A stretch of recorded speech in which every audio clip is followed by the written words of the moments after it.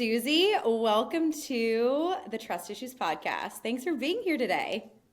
Thrilled. I can't wait to have this time with you and your audience.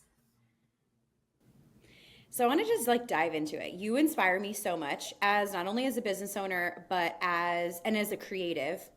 I want you to tell people what you do specifically, but also as a mom. And I think that that's something that is so powerful about who you are, what you do, how you show up in the world, because you're juggling so many things all at the same time, but you really truly make it effortless. I feel like it looks effortless. I'm sure there's days that you does not feel like that, but I would love to ask you kind of a spicy question to kick it off.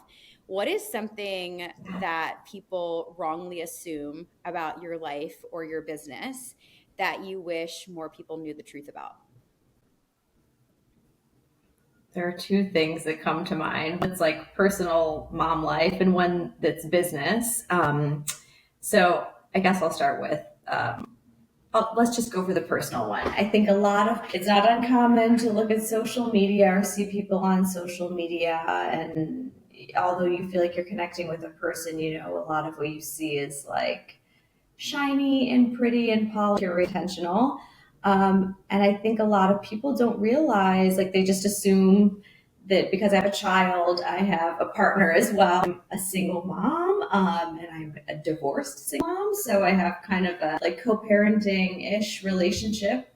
I think a lot of people don't know that.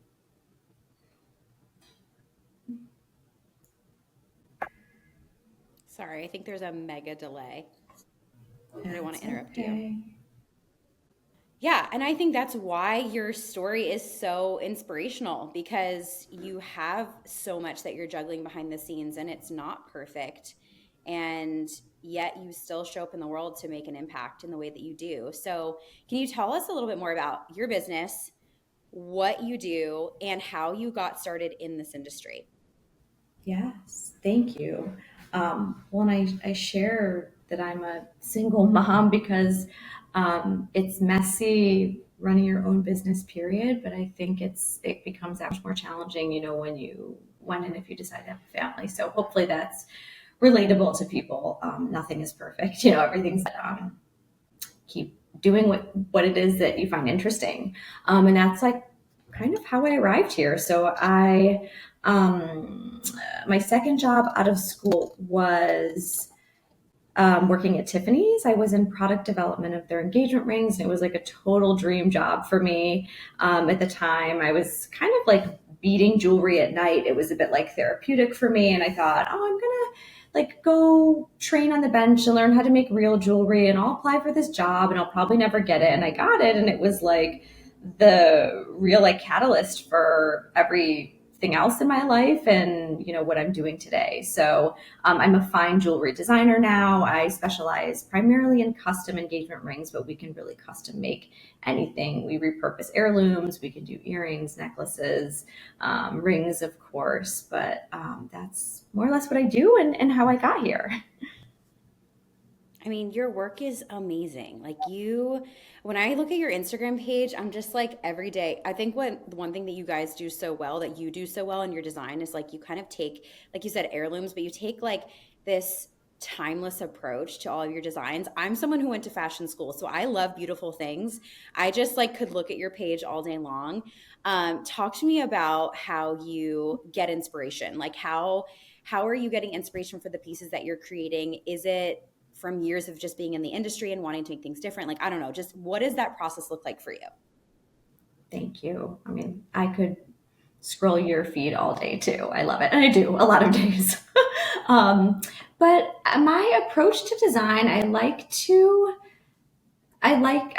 want people to feel that whatever it is that we design together, that it's timeless. And sometimes people can misunderstand timeless as really boring or vanilla. But I like it to be kind of effortless for them to wear, right? Feel whether it's a necklace or a ring, that it really goes with anything, and it's timeless from that perspective, that it can be handed down and cherished by generations. But we do want to infuse elements, most of which are kind of subtle or hidden, that make the ring feel, or the piece feel, special and thoughtful.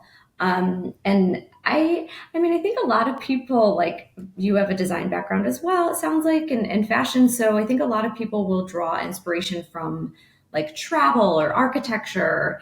And of course, I can like appreciate beauty in the world. I think that's one of the coolest things about being creative is that like I can really just appreciate like walking down the street and seeing beautiful things like the trees or the sky. But I actually draw a lot of my inspiration from people and like relationships and conversations that I have.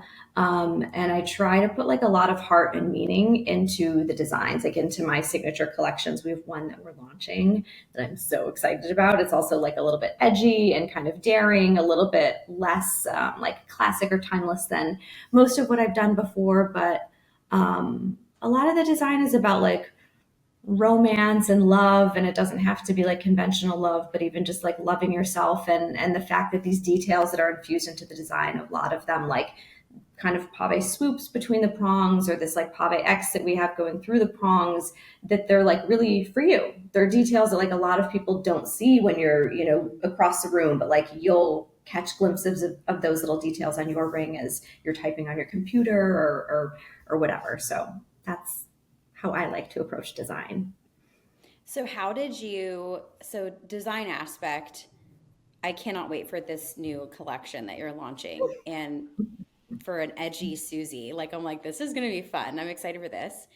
But from like a business standpoint, like how hard is it to build? I have no clue what it is to build a fine jewelry company. What was the behind the scenes of building Reverence? Like what was your first break? Was it like a first client that you guys got, or like did you dress someone, or like I want to know that. Like what was the inception of the brand? How did that happen? I mean, the crazy thing is like, I guess my other secret that a lot of people wouldn't know about me unless I told them is that like I hustled and worked my ass off for years. Like I worked corporate and built my namesake brand first, like on the side for years. And it started literally with like my younger sister. Her boyfriend at the time wanted to propose, and I was like, okay, I guess we can figure this out. And I like loved it. It was like surprisingly just so fun and actually like quite different from what I had been doing or the way that we would obviously like engineer and build and design product at Tiffany's. Totally different. And I just loved it. So then like other family members asked for help, and then friends of friends. And I'm like, oh, let me start an Instagram and see, how this works. But I think the advantage that I had was one, like I worked in the industry, and not just as a designer, but I was technical. Like I was engineering, or I was partnering with engineers to actually build the product. So I had a really like scrappy technical background. And also I had visibility to like margins and goals. Like I knew I had to, make money, and fine jewelry is expensive. Like the cost of goods are really, really expensive. So for the first probably like 3 or 5 or more years, it was exclusively custom engagement rings. And I would not take a job, or I wouldn't make a piece of jewelry unless I was making money. And it was, I mean, one of the biggest expenses in a retail kind of format or a .com business is inventory. So I like really minimized or mitigated inventory altogether. And it allowed me over years to, like build a little bit of capital that I could then have a little bit of fun with putting in back into the business and designing. But um, it's probably not that dissimilar also to what you're doing. You kind of like learn as you go. You have like a springboard of like whatever knowledge you have going into it, but then you're just kind of like you find an accountant, you find someone to do your books, and then a better setter, and all the things that you end up needing as your business grows and evolves. That's incredible. What was it like working at Tiffany's?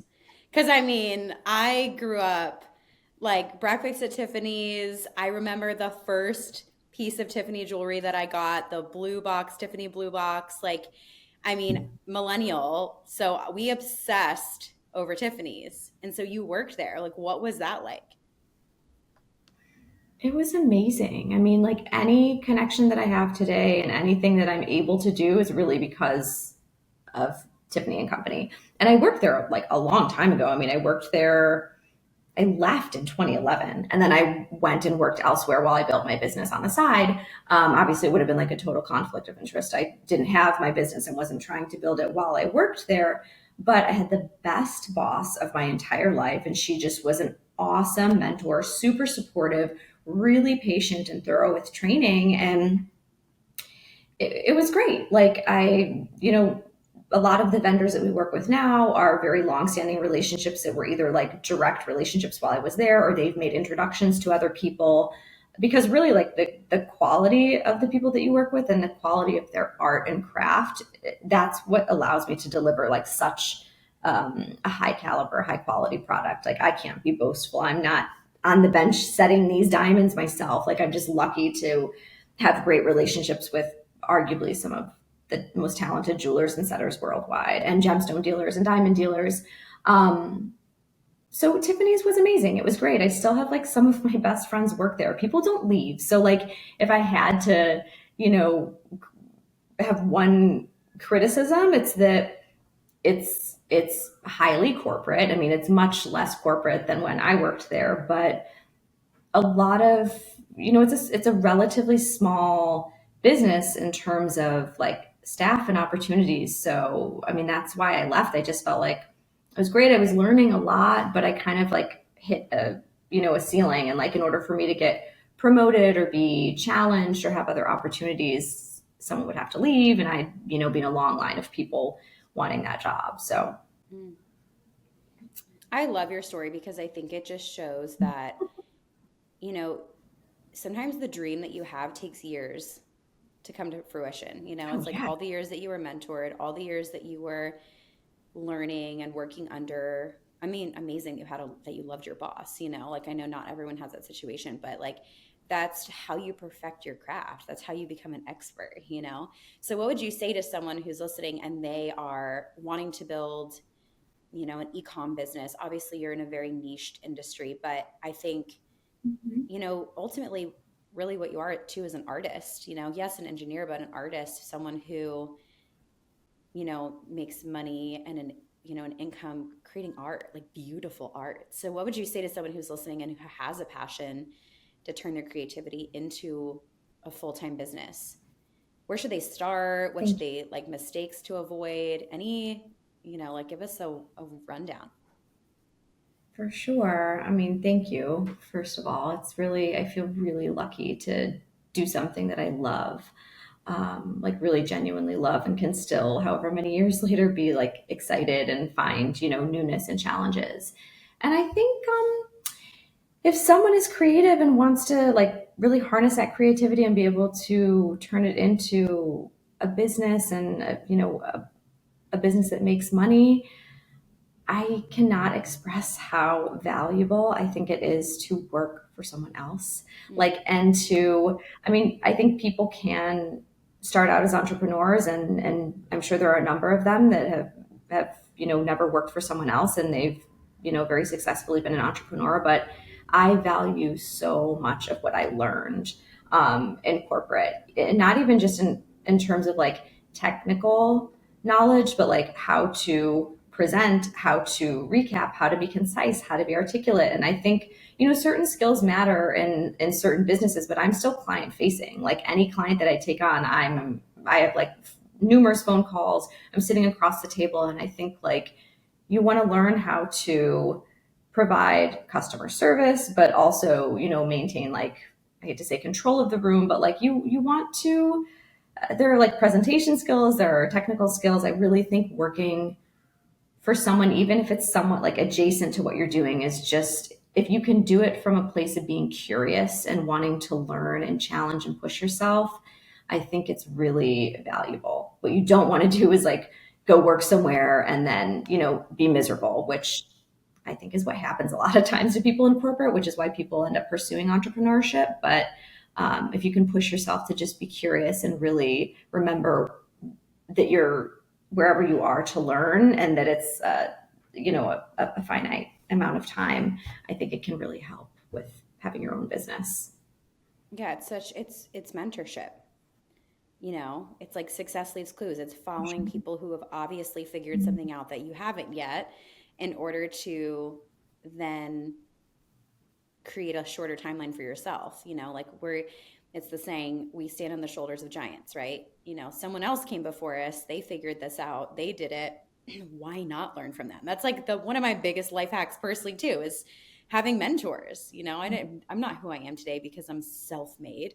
Kind of hate that statement. So I'm like, we all learn from someone, or we all learned at some point from somebody else's example. So I think that's a phenomenal advice. What about today? Like, okay, so what is the day-to-day of Susie look like today? Running your company, the volume that you guys have now, what is it? What's the day in the life of, and what would you like, what would you say to someone who is like, I want to get to that place, but they're like, pump the brakes a little bit, like you're not there yet. Like, this is what my life looks like now, but it didn't always look like this. I'd love to know. For sure. I think that I did things on my own for a lot longer than people probably suspect. And, of course, certain parts of the process had to be subcontracted. Like, I'm not setting the diamonds. We outsource design because it is like a three-dimensional model. But like, I was answering every single inquiry. I was sending every email. Like, I did like 90+% of the work myself for a long time. And it allowed me to really like, I think, become a master of like almost every segment of the business and to anticipate what clients are going to want. And I think then there's value in that, because when I eventually was able to bring on a team, I was able to kind of, there wasn't this huge learning curve. Like, I knew all of it like the back of my hand. So it was easy for me to kind of pass that on to the people who came on to support me. So I mean, what a day looks like now, I would say more like what a week looks like. So I am fortunate to have wonderful, wonderful support in business. I have Courtney, who's like my right hand woman, and she handles like, she's very client focused. So handles inquiries, like, moving each project along. She does a lot of like, picking up of the product and quality inspection and stuff. And then I also have Alyssa, who heads up kind of like marketing and copywriting and email. And they're just like two amazing pillars of support. So they allow me to free up some of my time to do, things like this, connect with people that I admire and, want to get to know better and share with my audience, and allows me to do some like kind of higher level business things. It's allowing me to design things that have been and storytell like ideas that have been in my brain for years that like just always go to the back burner of like, I was answering emails till like 1 o'clock in the morning, So Mondays I try to keep like kind of loose. Tuesdays it's like can be a very long call day. Wednesdays are usually like vendor meeting days. And then like Thursday and Friday can kind of like ebb and flow for if we have to take clients in person or, review marketing material or, team meetings or any of that. So it's far more, the day to day is far more collaborative now, but it's still a lot of like, it's very client focused. So a lot of email, a lot of calls, a lot of communication. And, but I like that. It can really like give me a lot of energy. I love that. Do you believe in balance? Why or why not? Oh my gosh. This is like, I mean, as an entrepreneur and then as a mom, it's like, just seems like such an impossibility. And I think a lot of people now are using this.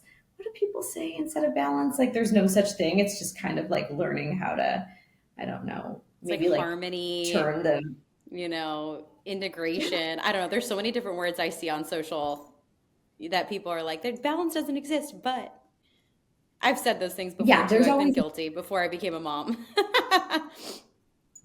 well, but, and that's like, I mean, I hate to be one of those people that's like, you don't understand who you don't understand, but that's a lot of life. That's entrepreneurship. That's like being married. That's almost everything, it's one thing in concept or theory and, a slightly, if not entirely different thing in like actuality.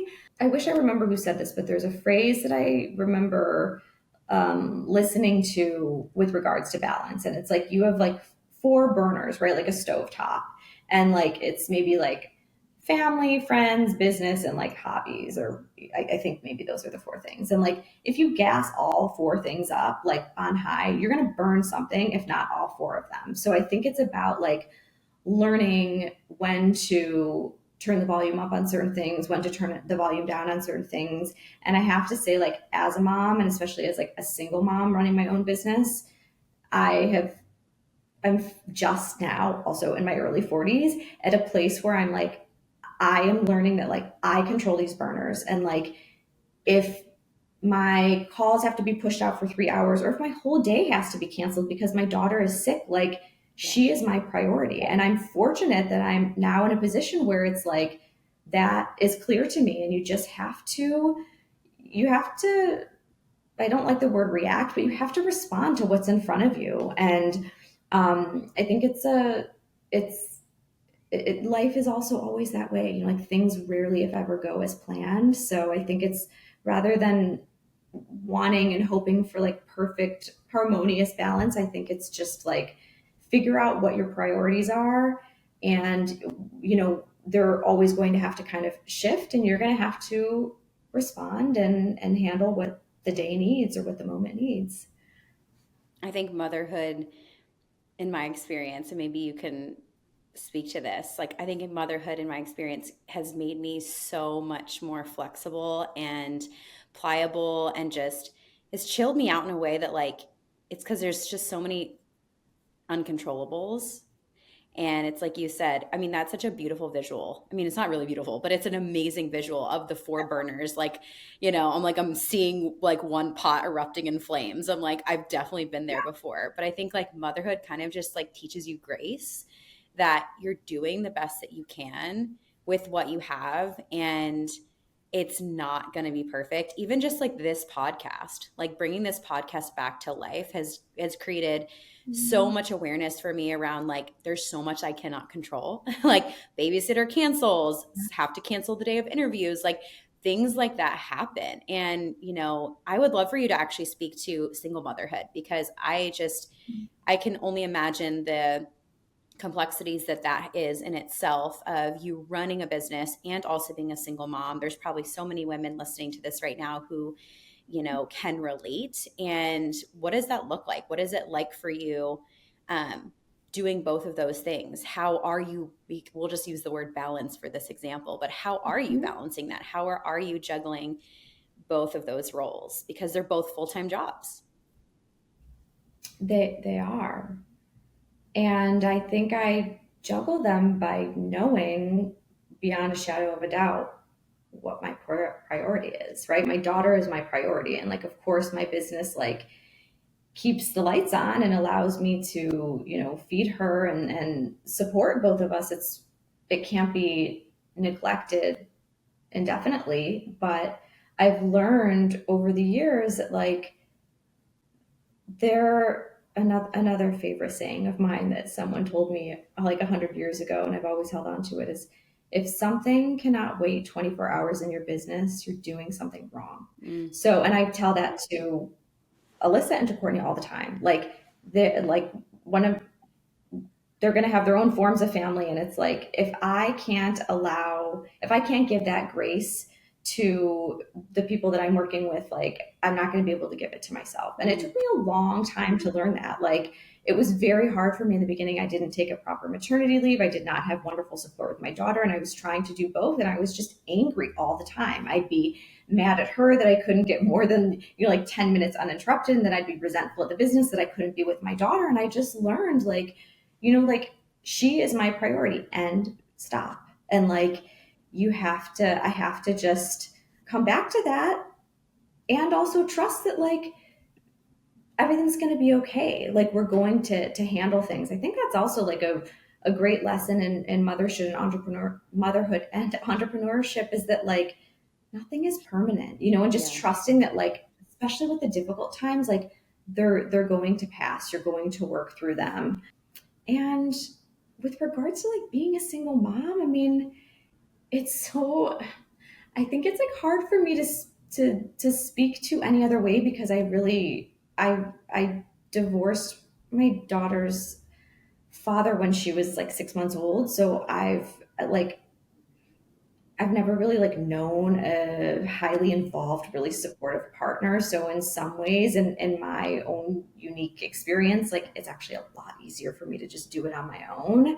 But I, like you, I don't live by family. And it can be challenging, because I want, sometimes I need a break, or I have to take a client late at night, or I want to take a client late at night, or have dinner with my girlfriend for her birthday. And I've learned how to like let people support and help me. I have a Mm, wonderful, reliable babysitter, but I didn't for years. And I think it's just like motherhood and business. Again, they're very parallel, that it's like you just keep trying. You keep trying, and like every phase is different, but like certain things work, certain things don't work. And I think knowing what your priority is, and priority by definition is singular. There can be a pretty close runner up, but like know what your priority is and trust yourself, so that when you need to make those decisions, those hard decisions, you can make them, and you can make them quickly and move on. Like instead of being like, oh God, should I cancel? Should I, these people are never, I'm going to lose the business. Like, don't do that to yourself. Like, just know your priority and trust yourself, and trust that that's your priority, and you'll get to the other things. mm. So good. What would you say to someone who is, an entrepreneur currently, but wanting to start a family? Is there anything that you wish you would have known, or a piece of advice you would give to that individual who is wanting to start a family, but they're like, they're going to have to, like you're saying, change priority. What would you say to that Mhm. person? What advice do you have for them? I would encourage them to think like high level about what they want their idea of balance to be. And I think that starts with like when, leading up to when the baby arrives, and then when the baby arrives. Like, do you want to take a maternity leave? Do you want to have part time help, full time support? What kind of help can you is like comfortable from an investment perspective. But I think it's like a lot, if you're an entrepreneur first and a mom second, like already the amount of work it takes to raise I'm using air quotes, a baby, because your entrepreneur like, or your business, excuse me, is like your first baby, and it's important to you. But I would just think about like what you want that to look like, and then give yourself like grace and the opportunity to revisit what you want that to look like every 3 to 6 months, because infancy is so different than the toddler days. It's, my daughter's almost 5 now, which is crazy. But each stage and phase is just so different. You're trying to change, your needs are going to change. So think about what you want your life to look like, how you want your, if you have a partner, how you want your partner to be involved. And then, yeah, give yourself the opportunity to kind of revisit that, or change that, because I don't know if motherhood, with Dawson was like this, but it's like everything and nothing that you expect, right? Like you cannot be prepared just for how radical the change is, and it's beautiful, but also like my experience is different from everyone listening. Like no two children are the same, no two people are the same, or the dynamic with their partners. So um, have a plan or a goal, but like be curious, don't judge yourself, and give yourself the grace to, change and revise when things aren't working. Hmm. It's so good. Yeah, I think my experience with becoming a mom is it's exactly what you're saying. It's like I actually think building a business is easier than being a mom. I think business is like so much easier than motherhood. I'm like, I can do entrepreneurship with my eyes shut at this point, and sometimes I do, I think.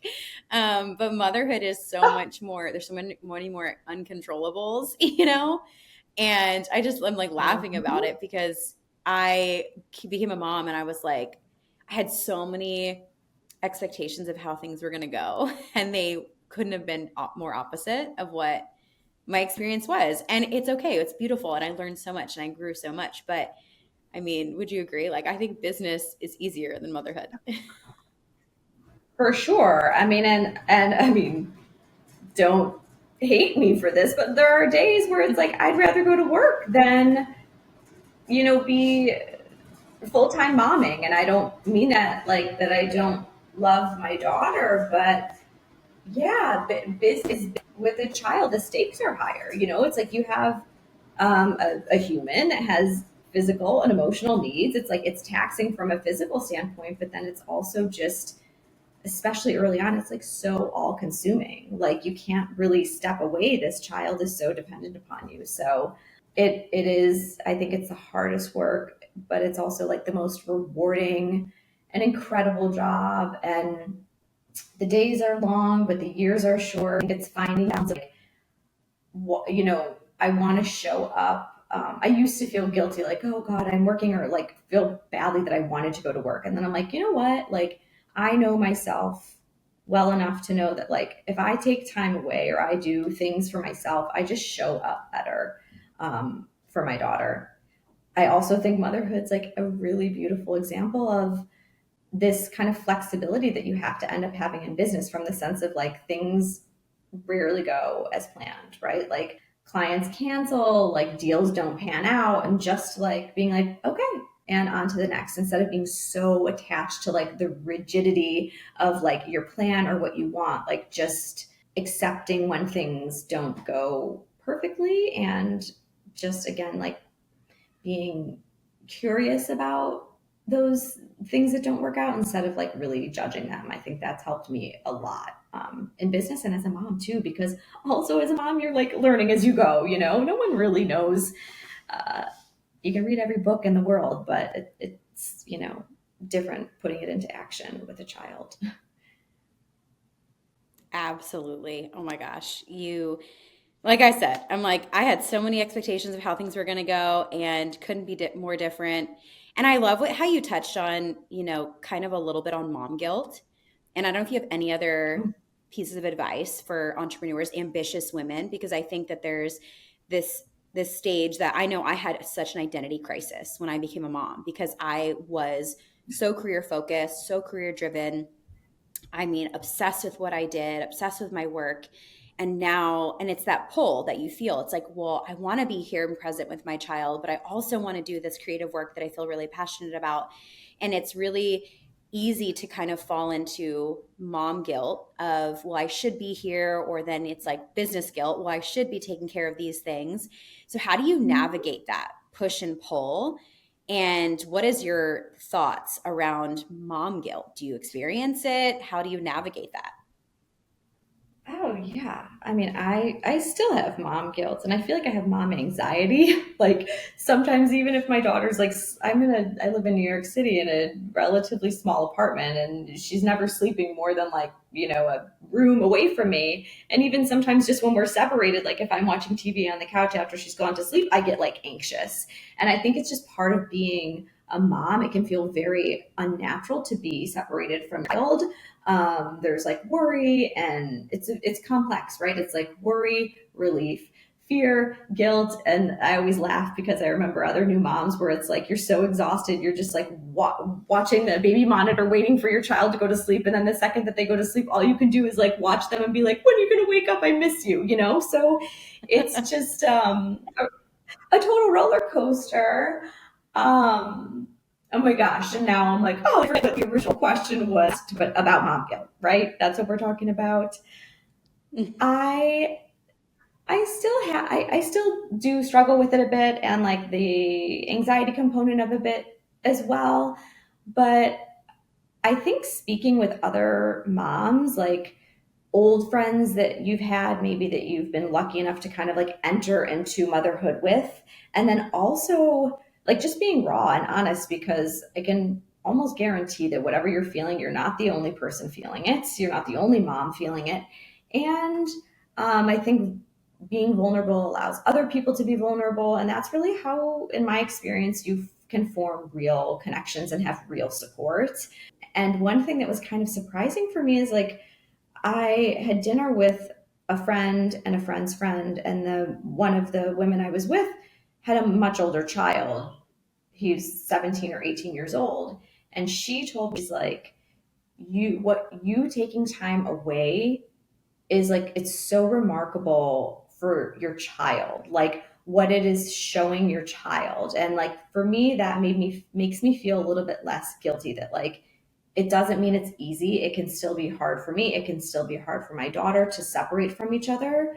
But also it's like in those difficult moments where we're learning, right? We're being stretched to like be patient or to be tolerant, like discomfortable, uncomfortable, excuse me, things that happen in life, which is inevitable. So like you can address the guilt, like I see you, I feel you, you're there, and you can keep going what going with the thing that causes you stress or guilt, unfortunately. I mean, it's like you kind of just have to like power through, and I think it gets easier the more you try. And I think once you also see like your child is okay, like they're okay. There's not much to feel guilty about, especially if it's like you going and doing something for yourself. It's hard though. It's so real. It's so real. It's so real. And I don't think it ever goes away. I think, like you said, it's Mm-mm. instinctual. It's as soon as my son is in Yeah. the other room, I'm like, I miss him. When I go have a work Yeah. day and he's with my husband all day, like he's with daddy. He's great. He's good. But I'm like, oh, I miss him. And the mom anxiety, it's all real. But I think that's the part of, you know, just the growth and, the learning and also just like teaching by doing that we do for our kids, that we show them that is Yes. also important for them to have the things that they feel passionate about. And when we show them that we're pursuing our dreams or we're creating things in the world, like it gives them permission. And, I always thought it was cool when I saw my parents do things that was like, oh, they're working on things in business. Like I always felt like, wow, that's so cool. Like what, I just think it creates admiration from Mhm. your kids. So I could literally talk to you all day. You're so fascinating. And I just love your wisdom. I feel like you bring so much wisdom to not only entrepreneurship, but I also motherhood and entrepreneurship together. So my last question for you is where can everyone find you? Where can they connect you with you online? And most importantly, where can they browse and purchase your beautiful pieces and see all of your gorgeous jewelry online? Thank you. I wish I could talk to you all day and and ask you questions, but we'll do that offline. You can find and follow me on Instagram at susiesaltzman.com. It's SUSIE. I have a second brand that we launched called Reverence. It's specializing in lab grown diamonds. So I think Instagram is the best place to check both of those brands out. And we are currently running a Mother's Day giveaway. I'm not sure though if this may air after the giveaway is closed, but we have a Mother's Day sale going on. And we do just remind you that we're celebrating all kinds of moms, right? Like baby mamas, dog mamas, morning mamas. It can be, not always like a happy, rosy, Mm, period of life for everyone. mm. So I want to acknowledge that. But I think hopefully that allows you to get to know me a little bit better. And if anyone follows, shoot me a DM. I'd love to, learn a little bit more about you. I love it. And I can attest. I mean, just go and stalk Susie's pages. Like you will just be mind blown. It's just, I like send your post to my husband because I'm like, our 10-year anniversary is next year. We'll be married 10 years. So I'm like, our thing is like, for our 10-year anniversary, we want to upgrade like my ring situation and all the things. And so I'm like, I'm already shopping. It's not too soon to start shopping. So I've been sending him stuff from your page. So, Never too soon. Susie, I just appreciate you so much. Thank you for sharing your wisdom today and just creating such beautiful work in the world. Thank you for being here. Thank you. Thank you for inviting me on and treating me. This was really lovely and wonderful. I appreciate it so much. Thank you, Erica.